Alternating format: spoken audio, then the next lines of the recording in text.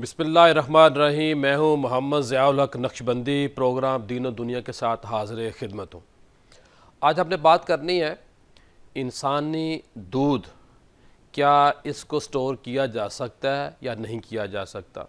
یعنی کہ جو ماؤں کا دودھ ہے وہ ایسے بچے جو لاوارث ہوں اور ان کی ماں یا دنیا سے چلی جائے، یا کسی وجہ سے ان بچوں کو ان کی جو ذاتی ماں ہے وہ دودھ نہ پلا سکے بیماری کی وجہ سے یا کسی بھی وجہ سے، کیا ایسے بچوں کی صحت کے لیے دودھ بینک، ملک بینک بنانے جائز ہیں یا نہیں؟ یہ موضوع ہم نے اس لیے چنا ہے کہ پچھلے دنوں ہماری جو سندھ گورنمنٹ ہے وہاں یہ بینک بنایا گیا، اس کا افتتاح بھی ہو گیا، اور اس کے بعد ہمارے تمام مسالک کے علماء نے اس پہ متفقہ طور پر آواز اٹھائی کہ یہ ناجائز ہے، اس کی جو حرمت ہے، یہ جس کو رضاعت کے جو معاملات ہیں اس کے اوپر پرابلم پیدا ہوں گے، تو پھر بعد میں گورنمنٹ نے اس کے اوپر پابندی لگا دی۔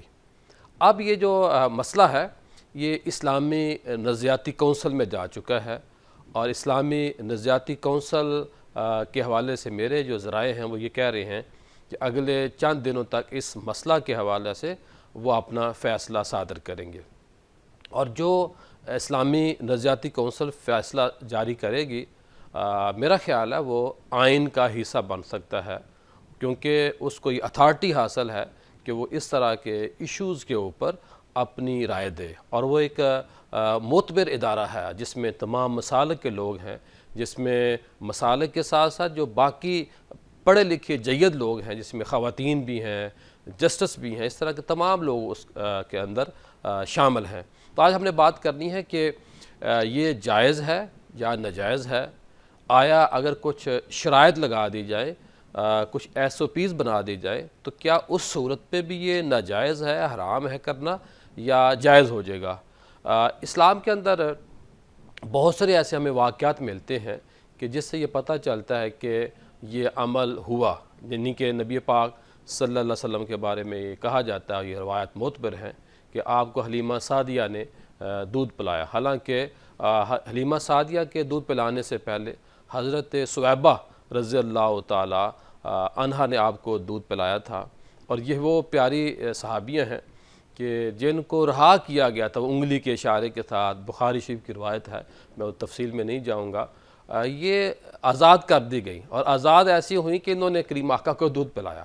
یہ جو عشق ہے، جو محبت رسول ہے، اس کو ہم نے کسی بھی حوالے سے نہیں چھوڑنا۔ اب دیکھیے کہ یہ وہ مقدس عورت تھیں کہ جن کو ان کا جو آقا ہے وہ رہا کر رہا ہے، آزاد کر رہا ہے، لیکن وہ آزاد ہو کے وہ رہائی نہیں لے رہی، بلکہ غلامی مصطفیٰ صلی اللہ علیہ وسلم میں آ رہی ہے۔ تو اس طرح کے اور بھی کئی واقعات ملتے ہیں، تاریخ میں ہمیں یہ پتہ چلتا ہے کہ 1700 کے اندر بھی اس طرح کے بینک بنائے گئے، اور اس وقت اسلامی ممالک کے اندر تو اس طرح کا کوئی واقعہ نہیں ملتا، لیکن کچھ ایسے ممالک ہیں 38 وہاں پہ یہ بینک بن چکے ہیں، اور کئی ممالک میں اس کی تعداد بہت زیادہ ہے۔ یہ موضوع نازک بھی ہے، اہم بھی ہے، اور اسلام دین فطرت ہے، ہمیں ہر حوالے سے ہماری رہنمائی کرتا ہے۔ تو علماء حق کا بھی فتویٰ ہے، جو ہمارے شورا حضرات ہیں انہوں نے بھی اس حوالے سے دودھ کے مقدس ہونے پہ بھی اشعار بھی کہے ہیں۔ کسی نے کہا تھا علماء حق کا فتویٰ قرآن کی روشنی، کہ ماں کا دودھ ہے رب کا عطا کردہ خزینہ، یہ رشتہ حرمت والا سرحدوں کا امین، یہ رشتہ حرمت والا سرحدوں کا امین، انسانی دودھ کا بینک حل نہیں یہ یقین۔ یعنی کہ جو یہ سرحد ہے، یہ حرمت ہے، اس کے اندر بڑے تقاضے ہیں، بڑی رہنمائی ہے۔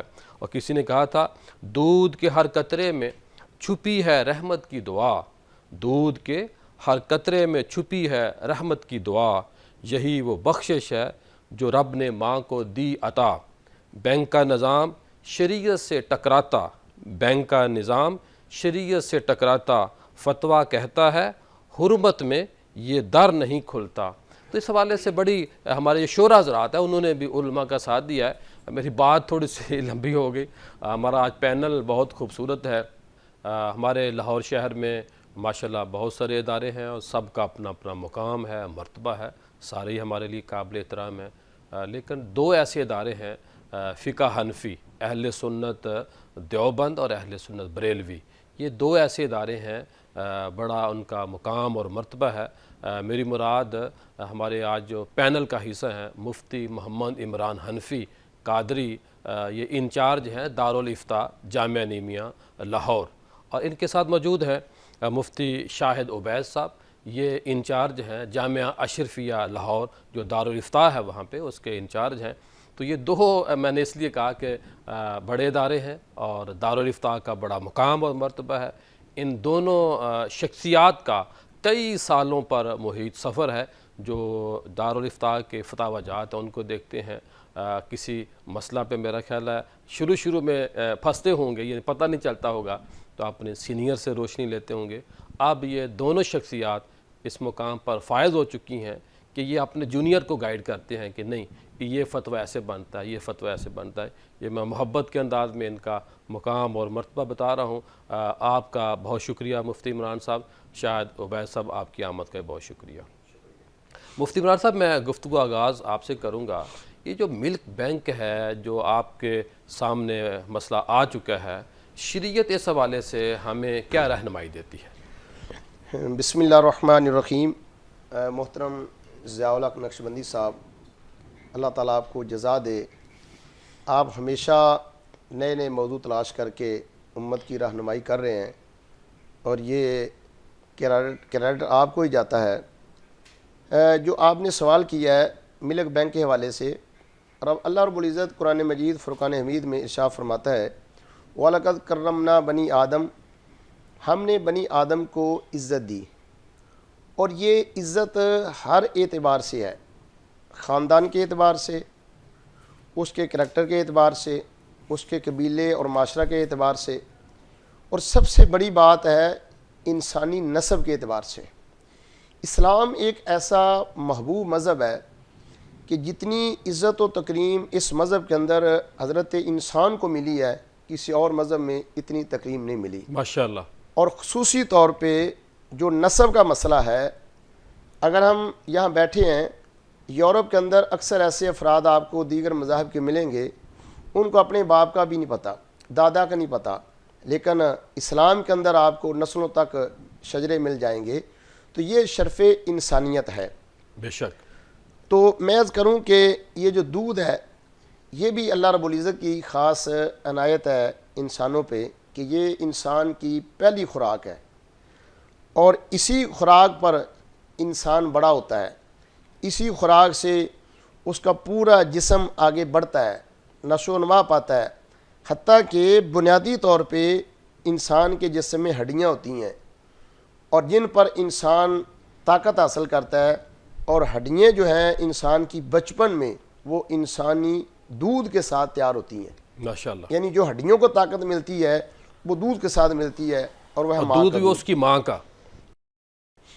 अब ये जो हमारे यहाँ कुछ अरसा से बैंक के वाले से बात चल रही है, ये बिल्कुल शरई एतबार से तो मैं बाद में अर्ज़ करता हूँ, ये फितरत के खिलाफ है। सही। क्योंकि हमारे मेडिकल के स्पेशलिस्ट ये बात करते हैं कि माँ की छाती से जब बच्चा दूध पीता है कोई छाती का कैंसर नहीं होता। अल्लाह अकबर। ये एक फितरी चीज़ है कि बच्चे के दूध पीने से ऐसी हरकत होती है कि माँ छाती के कैंसर से बच जाती है। और ये तरह दूध निकाला जाएगा, उसको बैंकों में रखा जाएगा और फिर आगे नस्ब का मसला बनेगा। तो मैं अर्ज़ करूँगा कि एक औरत का दूध निकालेंगे, दूसरी का निकालेंगे, उसको जमा करेंगे, और ये मसला बिल्कुल क्लियर है। एक कतरा भी अगर किसी ने दूध का पी लिया तो वो उसकी रदाई माँ है। सही। जिस तरह हकीकी माँ के साथ उसका रिश्ता है, इसी तरह रदाई माँ के साथ उसका रिश्ता है। अल्लाह। उस रदाई माँ के जितने भी बच्चे हैं, ये तकद्दस बच्चियाँ दूध का, जितनी बच्चे और बच्चियाँ हैं, वो इस दूध पीने वाले बच्चे के बहन भाई बन जाएंगे। सही। उनका रिश्ता आपस में उस तरह हो जाएगा जिस तरह हकीकी बहन भाइयों का रिश्ता है। ठीक है। और अगर एक दूध का डब्बा यानी एक कि घर वो में आपस चला में गया, निकाह भी नहीं कर सकते और उनके पर्दे का वो एहतमाम नहीं होगा उसके बाद फिर। जी जी, अगर वो गलती से निकाह कर लेते हैं, वो हराम की ज़िंदगी गुजार रहे हैं। صحیح. اور اس حرام کے اندر ہر وہ بندہ شامل ہوگا اس گناہ میں جس نے اس کی بنیاد رکھی. اور جس کو علم ہوگا اس بات کا. اسی لیے یہ بینک بنانا یہ شریعت اسلامیہ کے اندر اس کی اجازت نہیں ہے. اور ہم بالکل قطعی طور پہ یہ عرض کرتے ہیں کہ اس حوالے سے ہمارے فقہا کی تصریحات موجود ہیں، قرآن و سنت میں ہے کہ اگر وہ بچہ دودھ پی لیتا ہے. اچھا یہاں پر مثالیں دی جاتی ہیں جی نبی علیہ السلام نے دودھ پیا، نبی علیہ السلام نے حضرت حلیمہ سعدیہ کا دودھ ڈائریکٹ پیا. صحیح. اس طرح کوئی بینک نہیں بنے تھے وہاں سے دودھ نکل کے آیا، ڈائریکٹ دودھ پیا. اور آج اگر ایک بچے کی ماں دودھ نہیں پلا سکتی، کوئی میڈیکل پرابلم ہے، وہ کسی اور کا دودھ بچہ پی سکتا ہے، اس میں شرعی طور پہ کوئی پابندی نہیں ہے. کسی ماں کا. جی جی. اور آپ کہتے ہیں کہ ماں کا پی لے، نہیں کسی اور ماں کا جس کا وہ دودھ پیے گا وہ اس کی ماں بن جائے گی.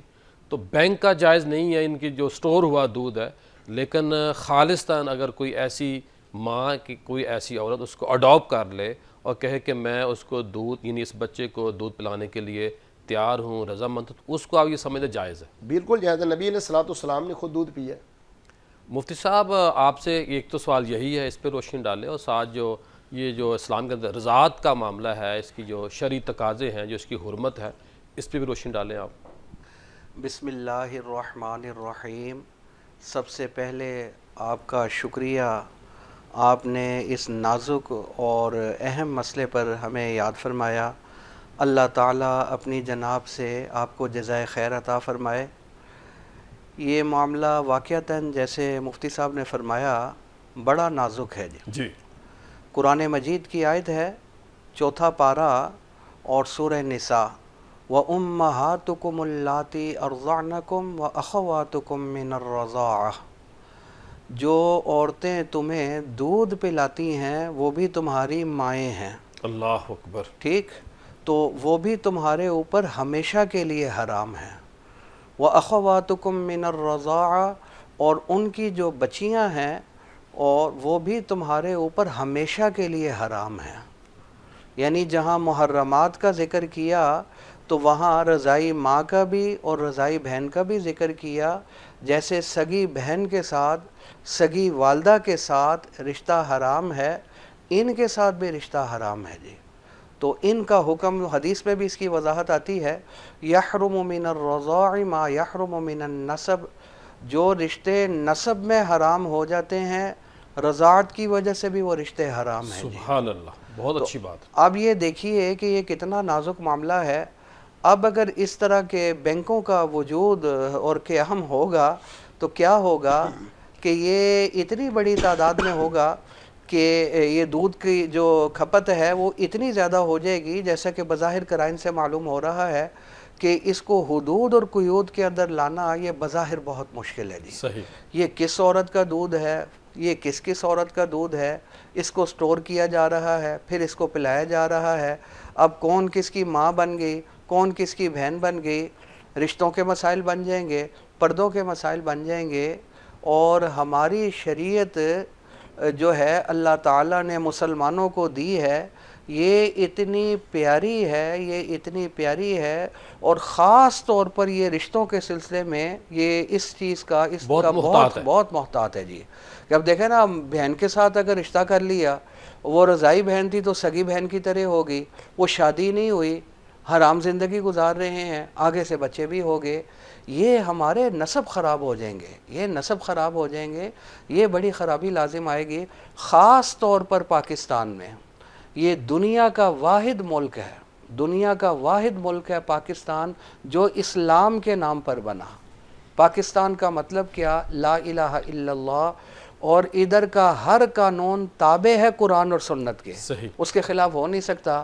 یہ تو آئین پاکستان بھی کہتا ہے، یہ کہتا ہے. اور ہمارے پیاروں نے جو لاکھوں جانوں کی قربانیاں دی ہیں وہ لا الہ الا اللہ کی وجہ سے ہی تو دی تھیں. تو ہم اگر باہر کی مثالیں یہاں لے کر آئیں تو وہ جو کافر ہے ان کے لیے تو کوئی حدود اور کوئی حدود نہیں ہے. وہ تو بلیاں بھی کھا جاتے ہیں، وہ کتے بھی کھا جاتے ہیں، وہ خنزیر بھی کھا جاتے ہیں. ان کے ہاں حدود و قیود نہیں ہے. مسلمانوں کو اللہ تعالیٰ نے یہ حدود اور قیود اور پابندیاں دی ہیں. وَفَضَّلْنَاهُمْ عَلَى الْعَالَمِينَ. انسانوں کو اللہ تعالیٰ نے سالے جہان پر جو فضیلت دی ہے اور اشرف المخلوق بنایا ہے اس کی، اور اسی لیے کہ یہ اشرف المخلوق ہے، اور حدود اور قیود بھی مقرر کی ہیں. جی بلی نہیں کھانی، بہن کے ساتھ رشتہ نہیں کرنا، بانجی کے ساتھ نہیں کرنا، بھتیجی کے ساتھ نہیں کرنا، رضائی ماں کے ساتھ نہیں کرنا، یہ نہیں کرنا، یہ کرنا ہے، یہ نہیں کرنا، یہ کرنا ہے. تو یہ تو اللہ تعالیٰ نے جو احکام دیے ہیں ان کو لاگو کرنے کے لیے، ان کے مطابق زندگی گزارنے کے لیے تو پاکستان وجود میں آیا تھا. یہ کتنی بڑی بات ہوگی کہ یہاں ہو اور پھر وہ رشتوں کا ایک امتیاز ہی ختم ہو جائے، یہ بڑی خرابی والی بات ہوگی. اس لیے میرے خیال میں یہ کوئی اتنا بڑا مسئلہ نہیں ہے. اگر کہیں خدا نخواستہ کسی خاتون کا انتقال ہو جاتا ہے، بچہ موجود ہے، یا کوئی بیماری آ جاتی ہے جس وجہ سے دودھ نہیں پلا سکتی، تو کسی اور خاتون کا دودھ پلا دیا جائے. صحیح. اس کے اور متبادل بھی موجود ہیں. تو آج تک کیا یہ اگر وہ بچے کو ضرورت پڑتی تھی، اس طرح کے عوارض پیش آ جاتے تھے تو کیا ہو رہا تھا؟ وہ ایسے ہی ہو رہا تھا. اب تو بہت سارے جو ہے وہ طریقے موجود ہیں، سلسلے موجود ہیں جس سے وہ ترتیب بن سکتی ہے. تو میرے خیال میں یہ ہماری ریڈ لائن ہے جی، جہاں رشتوں کا امتیاز ہی ختم ہو جائے. بالکل ٹھیک ہوگا. آپ نے مجھے کہا جی کہ ابھی کچھ ایسی حدود اور قیود مقرر کر رہے ہیں جی. وہ پھر جب حدود اور قیود سامنے آئیں گی، انہوں نے کیا حدود اور قیود علامہ صاحب میں مقرر اس کی پہ دوبارہ آپ سے بات کرتا ہوں. آج ہمارا موضوع بہت اہم ہے اور ہم آپ کے ذہنوں کی بات کر رہے ہیں، آپ کی سوسائٹی کی بات کر رہے ہیں. آپ کو جو درپیش مسائل ہیں، ہو سکتے ہیں کبھی ہوں گے، ان کے اوپر ہم یہ ڈسکس کرتے ہیں. جو ہمارے پروگرام کا نام ہے دین و دنیا، کہ دین کو بھی پکڑنا ہے، دنیا کو بھی پکڑنا ہے، اور ایک بیلنس رکھنا ہے تاکہ ہم جو دنیا میں آئے ہیں، اس دنیا کے بعد جو اگلی دنیا ہے اس دنیا کا بھی ہم نے جواب دینا ہے. اصل دنیا وہی ہے، آخرت والی دنیا ہے، اور اس کا بھی ایک نظام ہوگا.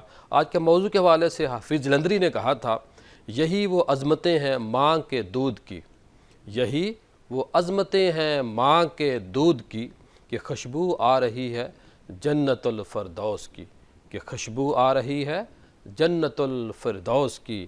یہی وہ جام ہے بخشا خدا نے خاص طور پر، یہی وہ جام ہے بخشا خدا نے خاص طور پر، جسے پی کر جوانی پا گئی بے نور قوم، جسے پی کر جوانی پا گئی بے نور قوم.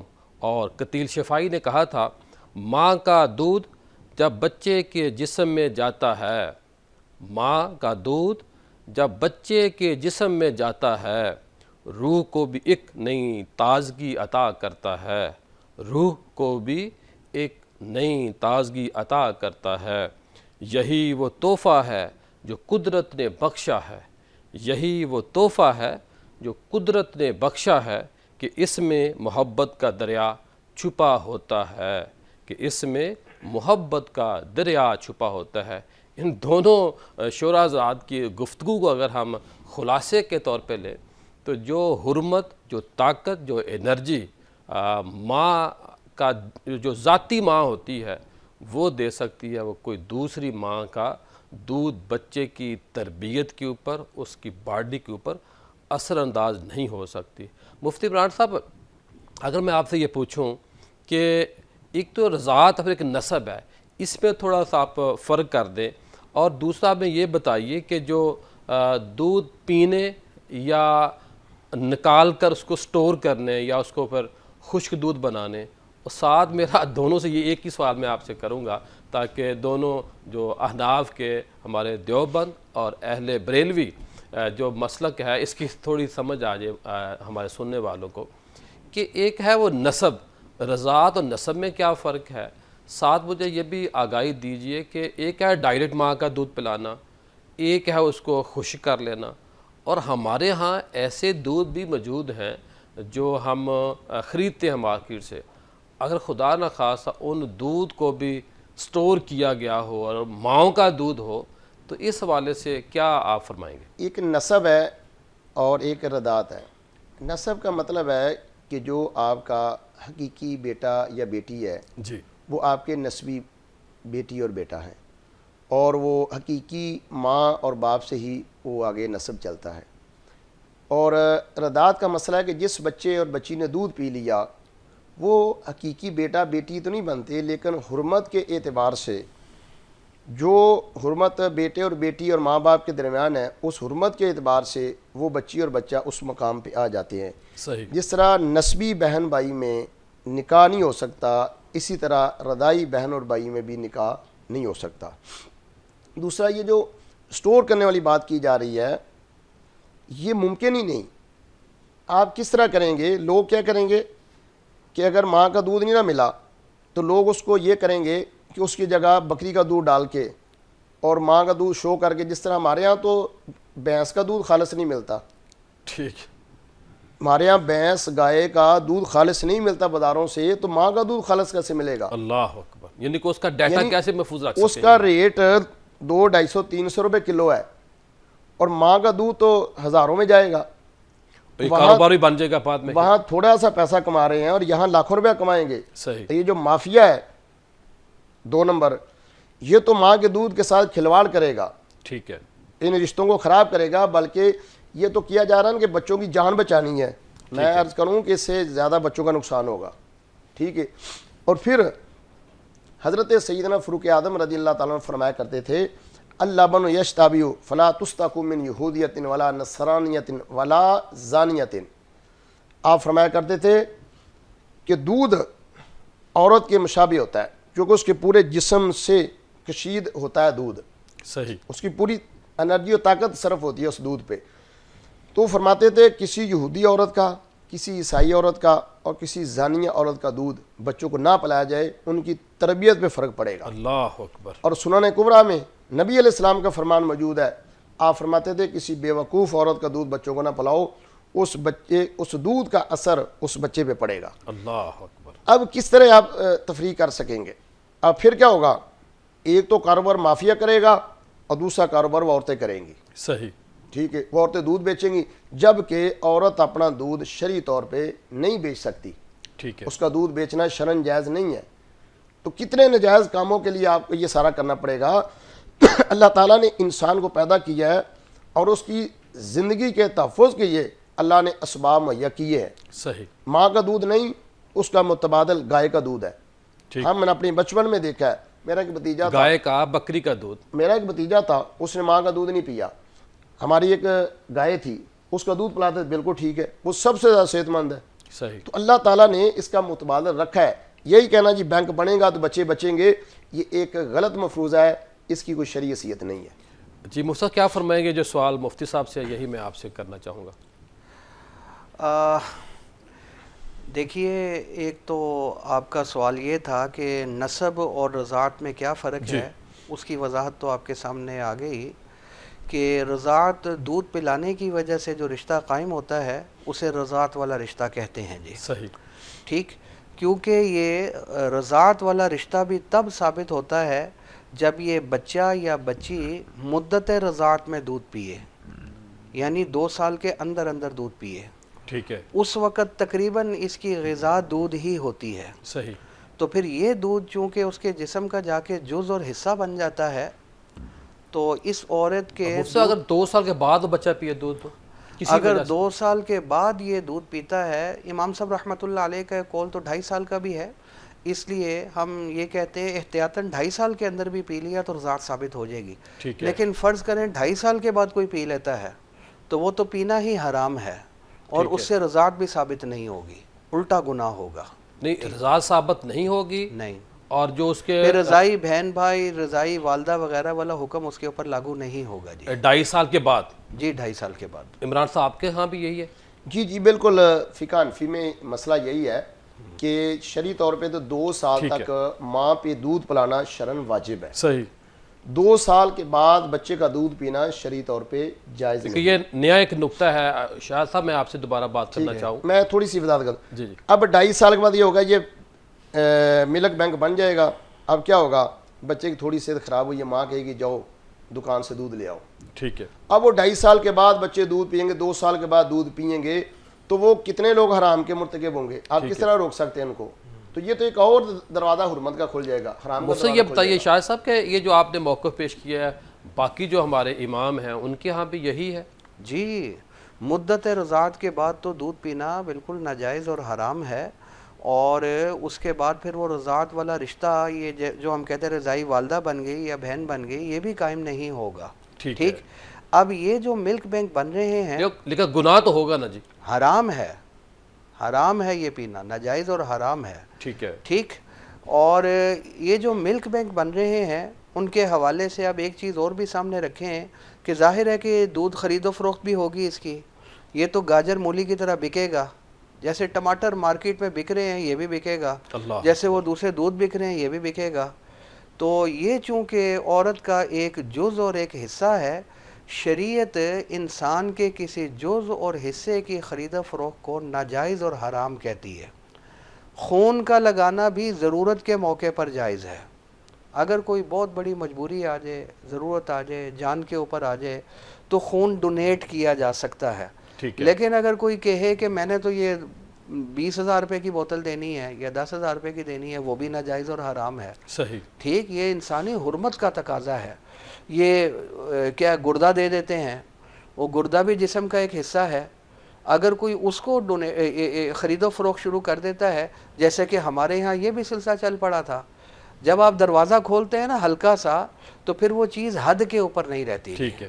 ٹھیک. وہ پھر وہ دروازہ نہیں کھلتا، وہ پوری پھاٹک کھل جاتی ہے. جی مفتی صاحب یہ بتائیے کہ آپ دیکھیے کہ میں سمجھانے کے لیے لوگوں کو کہ جو خون ہم دیتے ہیں یا لیتے ہیں اس سے تو رضاعت قائم نہیں ہوتی اور دودھ سے ہو جاتی ہے، اس پہ تھوڑا سا اس کی وجہ یہ ہے کہ یہ مدار ہے اللہ کے حکم کے اوپر، شریعت کے حکم کے اوپر. تو شریعت نے دودھ کی صورت میں تو رضاعت والا رشتہ ثابت کیا ہے جی، اور خون کی صورت میں نہیں کیا. یہ کوئی ہم نے ظاہر ہے کہ اپنی عقل کے ذریعے تو یہ حکم لاگو نہیں کیا. تو اللہ کے ہر حکم میں بڑی بڑی مصلحتیں ہیں. تو میں نے ابھی قرآن مجید کی آیت بھی پڑھی تھی. آپ کا یہ بڑا اچھا موقف ہے کہ جو اللہ نے ہمیں دیا ہے جی وہ ہم نے لینا ہے، جی، اور جس کام سے ہمیں منع کیا اللہ نے، اللہ کے نبی نے، اس کو ہم نے چھوڑ دینا. بالکل ایسے ہی ہے جی. آپ کوئی فرمانے لگے تھے. تو وہی میں عرض کر رہا تھا کہ پھر یہ دودھ کی بھی خرید و فروخت ہوگی. ٹھیک ہے. اور دودھ کی خرید و فروخت الگ سے ناجائز اور حرام ہے. لیکن مفتی صاحب جو پرانے دور کی خواتین تھیں وہ تو معاوضہ لیتی تھی. میں بڑے ادب سے یہ گزارش کر رہا ہوں، یہ اس پہ روشنی ڈالیں آپ. دیکھیں وہ دودھ کا معاوضہ نہیں ہوتا تھا، وہ بچے کو باقاعدہ سنبھالا جاتا تھا. یہ تھوڑی بچہ ہے دودھ پیا نکل گیا. دودھ کا معاوضہ نہیں ہوتا تھا، وہ اجرت اس چیز کی ہوتی تھی کہ جو بچے کو سنبھال رہی ہے، جو ٹائم 24 آور یا کئی مہینے کے سال جو بچہ تھا اس رضائی ماں کے پاس ہوتا، اس خدمت کا معاوضہ ہوتا تھا. وہ اور فیملی کو بھی پتا ہوتا تھا کہ یہ اس کی رضائی ماں ہے، اور جس اس ماں سے باقی بہن بھائیوں نے دودھ پیا ہے لوگوں کو یہ پتا ہوتا تھا یہ اس کے رضائی بہن. یہی چیز میں عرض کرنے لگا تھا کہ وہاں تو چونکہ معلوم ہے کہ کس عورت کا دودھ پیا ہے تو وہ رضائی ماں بن جائے گی، اس کے رضائی بچے جتنے بھی ہیں وہ اس کے جو ہے وہ بہن بھائی بن جائیں گے. یہاں آپ چاہ رہے ہیں یہ تو نامعلوم ہے نا. اس کے اندر بھی اگر کوئی ایسا طریقہ مثال کے طور پر ہوتا ہے کہ یہ پتہ چل جاتا ہے کہ جی یہ فلاں عورت کا دودھ ہے جی جو اس کو پلایا جا رہا ہے، یا فلاں 2-3 عورتیں ہیں جن کا دودھ پلایا جا رہا ہے، یہ جتنی بھی ہیں، اگر وہ معلوم ہو جاتے ہیں تو پھر تو ظاہر ہے، اور وہ خرید و فروخت بھی نہیں ہوتی، وہ پھر الگ بات ہو جائے گی. پھر اس کے تو ناجائز ہونے کے بارے میں کہنا ذرا تھوڑا مشکل ہو جائے گا. لیکن اس کی تمیز اور یہ پورا اس کا یہ نظم جو ہے یہ بہت مشکل ہے. پریکٹیکلی یہ ممکن نہیں ہے. اس لیے اگر ایک جو ماں ہے اس کا دودھ 2-3 بچوں کو پلا دیا جائے جو اس سے دودھ لیا گیا ہے تو اس صورت پہ بھی جائز نہیں ہے کسی صورت یہ نہیں. وہ تو میں اور ان کا ڈیٹا رکھ لیا جائے، ناظرہ کے ساتھ اس کو اٹیچ کر دیا جائے، کوئی شکل ایسی. دیکھیں ہم سے جو سوال ہوتا ہے نا ہم اس سوال کے مطابق جواب دیتے ہیں عام طور پر. ٹھیک ہے. اگر یہ کوئی یہ سوال کرے کہ 2-3 عورتوں کا دودھ اس بچے کو مدت رضاعت میں پلا دی ہے، کیونکہ بعد میں پلانا تو حرام ہے نا، تو کیا یہ جائز ہے ناجائز ہے؟ جی ہم کیا کہیں گے جائز ہے. ٹھیک. اور اس کے بعد یہ جو ہے یہ رضاعت وغیرہ حرمت رضاعت بھی آ جائے گی، یہ رضائی والدہ بن جائیں گی اور ان کے بچے جو ہیں وہ ان کے رضائی بہن بھائی بن جائیں گے. صحیح. لیکن میں وہ آپ سے عرض کر رہا ہوں کہ یہ پریکٹیکلی یہ صورت ممکن نہیں ہے بینک میں، یہ بہت مشکل ہے. صحیح. لہٰذا ان حالات کو بھی دیکھنا چاہیے، اور یہ ضروری نہیں ہے کہ جو چیز وہاں ہو رہی ہے یورپ میں تو وہ یہاں بھی ہو. ہمارے لیے نمونہ یورپ نہیں ہے، اللہ نے ہمارے لیے نمونہ حضور بنا کر بھیجے ہیں. لقد کان لکم فی رسول اللہ اسوۃ حسنہ، حضور کو بہترین نمونہ بنا کر بھیجا گیا ہے. تو بظاہر تو یہی ہے کہ یہ بڑا مشکل ہو جائے گا حدود اور قیود کے اندر یہ معاملہ کرنا، پھر خرید و فروخت بھی نہ ہو، پھر اس کا امتیاز بھی ہو کس کا دودھ ہے کس کا نہیں ہے، تو یہ پھر ذرا مسائل اور پیدا ایسا ہو جائیں۔ ملک جہاں خدا نہ خواستہ پہلے چیزیں بگڑی ہوئی ہیں، کسی چیز کا کوئی کنٹرول نہیں ہے۔ عمران صاحب کچھ آپ ایڈ کرنا چاہ رہے تھے؟ بس میں یہی کہوں گا کہ جیسے آپ کہنا کہ یہاں کوئی بھی چیز خالص یہاں نہیں مل رہی، تو ماں ایک ہی ماں کا دودھ ہے۔ ہمارے یہاں لوگ کہتے ہیں نا کہ دادا صاحب عرس پہ خالص دودھ ملتا ہے، یا ماں سے ڈائریکٹ بچہ دودھ پیے تو خالص دودھ ملتا ہے، اس کے علاوہ ہر چیزیں ملاوٹ ہے۔ یہ ایک باقاعدہ کاروبار بن جائے گا، پورا مافیا بن جائے گا۔ یہ جو غریب عورتیں ہیں ان سے جا کر دودھ خریدا جائے گا، جیسے ہمارے آج کل عورتوں کے بال خریدے جاتے ہیں 12 14 15 ہزار روپے کلو، 20 ہزار روپے کلو خریدے جا رہے ہیں، حالانکہ عورتوں کا اپنے بال بیچنا شرعی طور پہ حرام ہے۔ اللہ اکبر۔ ہم نے بچپن میں دیکھا ہے کہ ہماری مائیں جب کنگھی کرتی تھی بال جمع کر اکٹھے کر کے جا کے دفن کرتی تھی، اللہ اکبر۔ آج عورتیں بال بیچ رہی ہیں۔ اسی لیے مفتی صاحب نے مسئلے کی وضاحت کافی کر دی ہے، تو میں اس میں ایک بات عرض کروں گا کہ اس رشتے کا بڑا احترام ہے۔ یہ ممکن ہی کون اس کو جمع کرے گا، صحیح، کون اس کے اندر تمیز کرے گا، امتیازی حیثیت کون قائم کرے گا؟ کوئی نہیں کرے گا۔ ٹھیک بات۔ کر دیں گے جی آپ، اب اس کا ایک پہلو ہے نفع کا، دو پہلو نفع کے، جی 98% اس میں نقصان ہے۔ نقصان ہو سکتا ہے، حرام کے حرمت کے مرتکب ہو سکتے ہیں۔ رشتے تباہ ہو جائیں گے، نسل انسانی کی بقا اس میں یعنی کہ عزت و آپ کے وقار کہنے کا ہے۔ مطلب یہ جو مفتی صاحب نے پہلے بات فرمائی کہ ہمارا تو ہے سوال کرنا اور علماء کا ہے بتانا۔ یہ بہت اچھی گفتگو اب تک ہو چکی ہے ہماری، اور ہم اس نتیجے پہ پہنچے ہیں کہ علماء کا کام ہے، کوئی بھی مسئلہ ہو، یہ مسئلہ ہو یا کوئی بھی ہو، یا آنے والے کسی وقت میں، علماء کا کام ہے، مفتیان کرام کا فریضہ ہے کہ وہ بات کو بتانا، اس کا شرعی حل بتانا، جائز یا ناجائز، یہ عمل کرنا سوسائٹی کا کام ہے، ریاست کا کام ہے، اور علماء کی ذمہ داری جو بنتی ہے اس کو پورا کر رہے ہیں۔ اور اس حوالے سے جو ہمارے مفتیان کرام ہیں انہوں نے بڑے بھرپور انداز میں آواز اٹھائی ہے، اور میں یہاں یہ بھی عرض کروں گا کہ جو اسلامی نظریاتی کونسل ہے وہ اس مسئلہ سے کو بار بار دیکھیں اور کوئی ایسا فیصلہ نہ دیں جس سے کوئی ایک کوئی نیا پرابلم کریٹ ہو۔ آج ہمارا موضوع بہت اہم ہے اور وقت کی نزاکت کے عین مطابق ہے۔ وقت کی نبض کو ہم نے پکڑا ہے اور تھامنے کی کوشش کر رہے ہیں، اور آپ کو بتانے کی کوشش میں مگن ہیں کہ یہ چیز حلال ہے یا حرام ہے۔ اور وہ آج کا موضوع ہے ملک بینک، جو انسانی دودھ کو ذخیرہ کرنے کے حوالے سے ایک بحث ہے، اور وہ مسئلہ جو ہے اسلامی نظریاتی کونسل میں بھی جا چکا ہے۔ اس کے اوپر اسلامی نظریاتی کونسل اپنا فیصلہ دے گی۔ اور احمد ندیم قاسمی نے کہا تھا، ماں کے دودھ میں ہے دنیا کی سب غذا سے کمال، ماں کے دودھ میں ہے دنیا کی سب غذا سے کمال، یہی ایک تحفہ ہے جس سے شروع ہو ہر حال، اس میں شفقت بھی ہے، رحمت بھی ہے، پیار بھی، ماں کے دودھ سے بنتی ہے قوم کی تقدیر بھی۔ اور بانو قدسیہ نے کہا تھا، ماں کا دودھ ہے خالص یہ رحمتوں کا خزینہ، یہی ہے محبت کا پیغام دل نشی، اسی میں پوشیدہ ہے قدرت کا راز حیات، یہی ہے عظمت کی پہچان، یہی روشنی۔ مفتی صاحب، پروگرام کے آخری حصے میں ہمیں یہ بتائیے کہ ہمارا جو مذہب ہے اس کی بڑی برکتیں اور بہاریں ہیں، اور بریک میں آپ نے بڑا اچھا نکتہ بتایا کہ کوئی بچہ دودھ نہ پینے سے نہیں مر رہا، اصل پرابلم ہے جو ملاوٹ شدہ چیزیں ہیں، جو بے روزگاری ہے، اور ان حوالے یہ اتنی جو نزاکت ہے ہمارے معاشرے میں جو پرابلم ہے، ان پرابلم کو چھوڑ کر یہ نئے نئے جو فتنے میں کہوں یا ایک نئے نئے ایشوز کیوں کھڑے کیے جاتے ہیں؟ اگر کوئی بھی ملک کہے کہ اتنے پیسے لے لو اور اس کام کو شروع کرو، آغاز کرو، تو یہ نامناسب ہے۔ اور ساتھ یہ بھی بتائیے مفتی عمران صاحب کہ اس حوالے سے ہمیں کیا کیا احتیاط کرنی چاہیے، حکومت کو، ماؤں کو، بچوں کو، اور ایک سوسائٹی کے اندر رہتے ہوئے ایک فرد کی اس حوالے سے کیا ذمہ داری ہے؟ جی، آج آپ نے شاعروں کو زیادہ ترجیح دی ہے، اور ایک شعر آپ نے پڑھا ہے کہ دور سے بنتی ہے تقدیر۔ یہ جملہ مناسب نہیں، اس لیے کہ تقدیر اللہ رب العزت ہی لکھتا ہے اور لکھواتا ہے. صحیح. تو میں عرض کروں کہ دودھ کا رشتہ ایک انتہائی مقدس رشتہ ہے. ضرورت اس امر کی ہے کہ بچوں کی دیکھ بھال کے لیے جو ان کی ضروریات ہے ان کو پورا کرنے کے لیے، اور جو حضور کی شریعت کے اندر بچوں کے حوالے سے تعلیمات ہیں بحمد تعالیٰ، ماں کے حمل سے لے کر پیدائش تک، پیدائش کے بعد بچپن، جوانی، بڑھاپے تک ایک ایک چیز رسول اللہ کی شریعت میں موجود ہے. ادھر سے ہم رہنمائی لیتے نہیں اور ہم دوسرے چل پڑتے ہیں. صحیح. ٹھیک ہے. ماں کے اس رشتے کی قدر، رضائی رشتے کی، نبی علیہ الصلوۃ والسلام تشریف فرما تھے تو ایک باپردہ خاتون آئی، نبی علیہ الصلوۃ والسلام کھڑے ہو گئے، آپ نے اپنی چادر بچھائی، وہ محترمہ اس پہ بیٹھی، نبی علیہ السلام کچھ ان سے باتیں کی، وہ چلی گئیں. صحابہ نے پوچھا یا رسول اللہ یہ خاتون کون ہے جن کے لیے آپ نے اپنی چادر بچھائی ہے، آپ کھڑے ہو گئے ہیں؟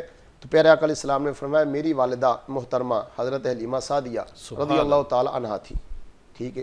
تو یہ نبی علیہ الصلوۃ والسلام نے اس رشتے کی ہمیں قدر بتائی ہے. صحیح. اور مجھے ایک اور روایت یاد آ گئی ہے کہ ان حضرات کے لیے جو اپنے بہن بھائیوں کا حق مارتے ہیں. صحیح. نبی علیہ الصلوۃ والسلام حضرت حلیمہ سعدیہ کا دودھ پیتے تھے، تو حضرت حلیمہ سعدیہ کا اپنا بھی بچہ تھا، وہ ایک سائڈ سے دودھ پیتا تھا، نبی علیہ الصلوۃ والسلام دوسری سائڈ سے دودھ پیتے تھے، اور کبھی بھی رسول اللہ علیہ السلام نے بچپن میں بھی دوسری طرف سے دودھ نہیں پیا. اللہ اکبر. یہ ایک پیغام امت کے اپنے بھائی لیے کے کہ اپنے بھائیوں کا حق نہیں مارنا، جو حکم ہے شریعت کا ہم اس طرف جاتے نہیں، اور جس طرف حرمت کا دروازہ کھلتا ہے ہمارے لوگ، ہمارے اسکالر، ہمارے ڈاکٹر حضرات اس طرف چل پڑتے ہیں. میں کہتا ہوں آپ کسی اسپیشلسٹ ڈاکٹر کو یہاں بٹھائیں، اس سے پوچھیں ٹھیک کہ کتنے بچے ماں کے دودھ کی وجہ سے جا رہے ہیں، کتنے بچے خوراک نہ ہونے کی وجہ سے. زچہ بچہ کی دیکھ بھال کرنا یہ ریاست کی ذمہ داری ہے، ان کو علاج معالجے کی سہولت مہیا کرنا ریاست کی ذمہ داری ہے. تھر میں بچے مر رہے ہیں کس وجہ سے؟ صاف پانی نہیں ہے. صحیح. اس لیے دودھ کا رشتہ انتہائی محترم ہے، قابل احترام ہے. ہمارے رسول نے ہمیں بتا دیا ہے، آپ نے اس ماں کا احترام بھی اسی طرح کیا تھا جس طرح آپ اپنی حقیقی ماں کا احترام کرتے تھے. جی مفتی صاحب کیا فرمائیں گے آپ؟ دیکھیے، جب ایک چیز کے بارے میں یہ یقین ہو یا غالب گمان ہو کہ یہ حدود کے اندر، شرعی حدود کے اندر نہیں چل سکتی، تو پھر اس کی اجازت نہیں ہونی چاہیے. مثال کے طور پر میں آپ کو ایک مثال دیتا ہوں. ایک بندے کے بارے میں آپ کو پتہ ہے کہ یہ چھری میرے سے مانگ رہا ہے اور اس کا مقصد پھل کاٹنا نہیں، سبزی کاٹنا نہیں، اس نے کسی بندے کو جا کر مار دینا ہے. جی بالکل. تو آپ کے لیے جائز ہی نہیں ہے اس کو چھری دینا. صحیح. اب آپ کہو جی کہ میرا مطلب ہے کہ وہ تو یہی کہہ رہا ہے کہ میں نے یہ کرنا ہے. آپ کو جی ہمیں پتہ ہے لڑائی ہوئی ہے، جھگڑا ہوا ہے، قسم کھا کر آیا ہے کہ میں نے اس کو قتل کرنا ہے، تو غالب گمان ہے یا یقین ہے اس نے کرنا ہی کرنا ہے وہ، تو آپ کے لیے جائز نہیں ہے اس کو چھری دینا جہاں آپ کو یقین ہو. ایسے ہی یہاں دیکھ لیں کہ یہ کیسے رہے گا حد بندی میں، کہ اب کیا پتا کہ وہی دودھ آ رہا ہے، وہ کوئی اس کی بنا کے چائے بنا کر پینا شروع کر دے، کوئی کھیر بنا لیتا ہے، کوئی کیا کر لیتا ہے. کیا ریاست ادھر آ کر پہرا بٹھائے گی کہ یہ چیز صرف یہ بچے ہی ہوں گے اور اس عمر کے ہوں گے، صرف ان کو پلایا جائے گا، دوسری جگہ نہیں جائے گا؟ تو میرے خیال میں یہ کام ہی شروع نہیں کرنا چاہیے جی، جس کے بارے میں ایک یعنی شرح صدر نہ ہو، اور قرائن کو دیکھتے ہوئے غالب یا پھر یقین کے درجے میں یہ بات ہو کہ یہ شریعت کی حدود کے اندر نہیں رہیں گے. ایک تو وہ رشتے خراب ہوں گے، ماں بہن کی تمیز ہی ختم ہو جائے گی، بہنوں کے ساتھ رشتے شروع ہو جائیں گے، یہ خرابیاں. پھر اس کی خرید و فروخت جو ہے وہ جیسے میں نے عرض کیا تھا، یہ وہ سیب اور کیلے کی طرح ہونی شروع ہو جائے گی. حالانکہ یہ خرید و فروخت بھی حرام ہے. تو تھوڑے سے فائدے کے لیے، اور وہ بھی موہوم فائدہ ہے، ہو یا نہ ہو، اس کے لیے جو یقینی نقصانات ہیں ان کو چھوڑنا یہ بالکل بھی سمجھداری والی بات نہیں ہوگی. OIC کے اندر جو فقہ اکیڈمی ہے، انہوں نے اس پہ 40 سال پہلے فتویٰ دیا کہ یہ ناجائز اور حرام ہے، اور جدہ کے اندر وہ اجلاس ہوا تھا، اور اس اجلاس میں مولانا تقی عثمانی صاحب نے شرکت بھی کی تھی. اور ابھی حال میں مفتی منیب الرحمان صاحب نے اس پہ بڑا تفصیل سے لکھا بھی ہے. دونوں حضرات کا آیا ہے، مفتی تقی صاحب کا بھی آیا ہے اور مفتی منیب الرحمان صاحب کا بھی غالباً آیا ہے. اگر میں دونوں آپ احباب سے پوچھوں کہ کیا ریٹرن جامعہ اشرفیہ اور جامعہ نعیمیہ سے اس حوالے سے فتویٰ جاری ہو چکا ہے یا جاری کرنا ہے، یا سوال آیا ہے یا نہیں آیا؟ جی ہمارے یہاں سوال آیا ہے اور ہم نے فتویٰ لکھ دیا ہے اس کے ناجائز ہونے کا، ٹھیک ہے، کیونکہ اس کا دروازہ کھولیں گے تو حرمت کا دروازہ کھل جائے گا، رشتوں کی پامالی ہوگی۔ اس لیے ہم گورنمنٹ سے یہی کہیں گے کہ 1% فائدے میں 99% نقصان نہ کریں۔ یہ خالص نسب انسانی کا مسئلہ ہے، کوئی عام مسئلہ نہیں ہے، اس میں بندوں کے نسب کا مسئلہ ہے، نسب خراب نہ کریں۔ حرمت کے دروازے کھل جائیں گے، بہن بھائیوں کے رشتے ہونے شروع ہو جائیں گے، اس سے جو بچے پیدا ہوں گے ان کو ہم کیا کہیں گے، اس لیے یہ کام نہ کریں۔ صحیح۔ شاہ صاحب آپ کے پاس جو فتویٰ آیا ہے اس حوالے سے، کوئی سوال آیا ہے، فتویٰ جاری کیا یا نہیں کیا؟ ابھی تک تو اس حوالے سے زبانی طور پر تو کئی لوگوں نے پوچھا ہے جی، تو ان کی ایسی ہی رہنمائی کی ہے جیسے میں نے آپ کے سامنے عرض کر دیا ہے۔